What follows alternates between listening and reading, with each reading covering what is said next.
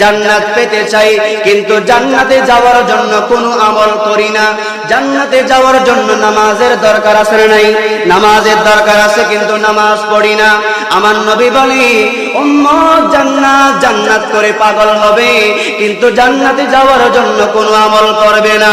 উম্মত জাহান্নাম বলে ভয় পাবে, উম্মত জাহান্নাম ভয় পাবে, জাহান্নামকে ভয় করবে, জাহান্নামের আগুন থেকে বাঁচতে চাইবে, কিন্তু জাহান্নামের আগুন থেকে বাঁচার জন্য কোনো আমল উম্মত করবে না। আমরাও চাই কিনা?